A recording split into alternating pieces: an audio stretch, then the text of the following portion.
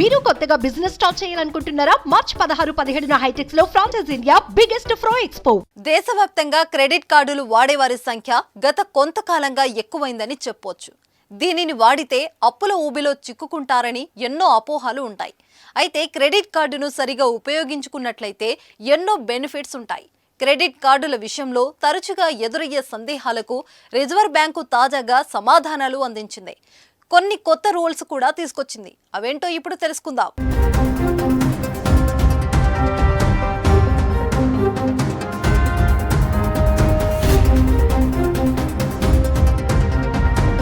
Credit కార్డుల్ని సక్రమంగా వాడినట్లయితే క్రమశిక్షణతో కూడిన ఆర్థిక నిర్వహణ అలవడుతుంది. బాధ్యతాయుతంగా వ్యవహరించినట్లయితే మంచి క్రెడిట్ హిస్టరీ కూడా నిర్మించుకోవచ్చు. బిల్ పేమెంట్స్, కొనుగోలుకు కార్డును ఉపయోగించుకుంటూ సకాలంలో బకాయిలు చెల్లిస్తే క్రెడిట్ స్కోర్స్ మెరుగవుతుందని చెప్పవచ్చు. ఈ ప్రయోజనాల నేపథ్యంలో వీటి వాడకం రోజురోజుకు పెరిగిపోతుంది.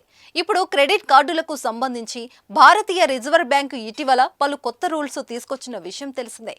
ఇంకా మీకు క్రెడిట్ కార్డులకు సంబంధించి ఏ సందేహానికైనా సమాధానాలు కూడా ఇచ్చిందే.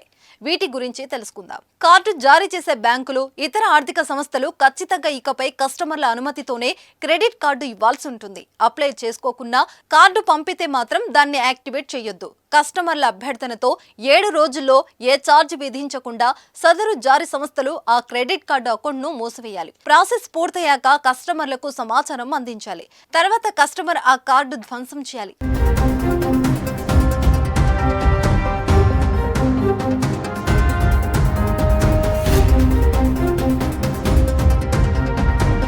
అవసరమైతే ఆర్బీఐ అప్డేట్స్ తో కంప్లైంట్ కూడా ఇవ్వచ్చు. ఆర్థిక లావాదేవీలు చేయకపోయినా స్టేట్మెంట్లు తీయడం, పిన్ మార్చడం, ట్రాన్సాక్షన్ పరిమితిని సవరించడం వంటివి ఏం చేసినా కార్డు వినియోగంలో ఉన్నట్లే లెక్క. మొత్తం బిల్లును టైంకి కట్టకపోతే వడ్డీ రహిత గడువు బెనిఫిట్ కోల్పోతారు. పాక్షిక చెల్లింపులు చేస్తే మిగతా మొత్తంపై ట్రాన్సాక్షన్ జరిగిన రోజు నుంచి వడ్డీ పడుతుంది. ఇతర రుసుములు కూడా బకాయిలకే వర్తిస్తాయి. అంతేగాని బిల్లు మొత్తానికి వడ్డీ, ఇతర రుసుములు కూడా బకాయిలకే వర్తిస్తాయి. అంతేగాని బిల్లు మొత్తానికి వడ్డీ, ఇతర రుసుములు కట్టనక్కర్లేదు. మీ క్రెడిట్ కార్డు బిల్లింగ్ సైకిల్ ప్రారంభమై ఆఖరి తేదీలు కనీసం ఒక్కసారైనా మార్చుకునేందుకు కస్టమర్లకు సంస్థలు ఆప్షన్ ఇవ్వాలి.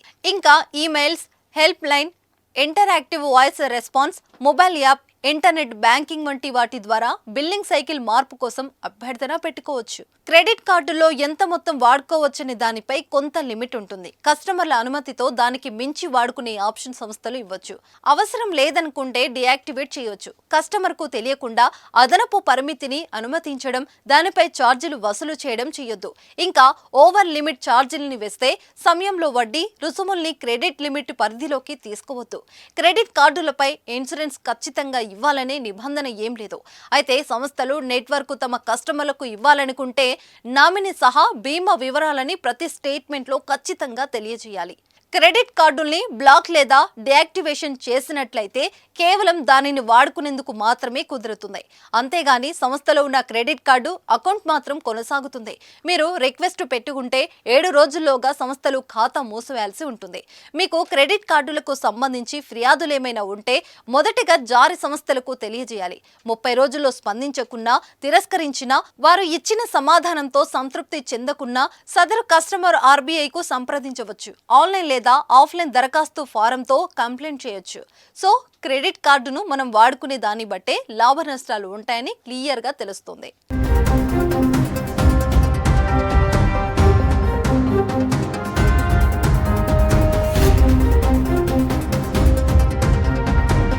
సుమన్ టీవీలో మీ పర్సనల్ అండ్ బిజినెస్ ప్రమోషన్స్ కోసం కింది నెంబర్కి కాంటాక్ట్ చేయండి.